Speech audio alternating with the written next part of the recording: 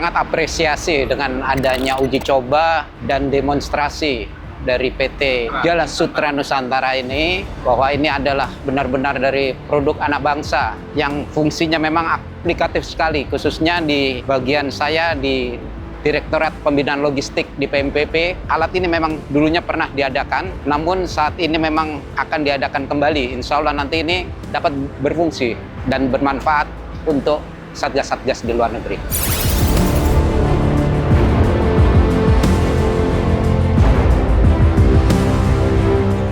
Apresiasi saya adalah ini merupakan hasil buah pikir anak-anak bangsa, di mana dari buah pikir tersebut akan memberi kemudahan bagi kami, rekan-rekan kami, khususnya yang memiliki alutsista yang cukup besar, yang memiliki daya jelajah yang tinggi, yang dilengkapi dengan roda ban, menjadi lebih mudah apabila menghadapi kendala berkaitan dengan sarana pendukungnya.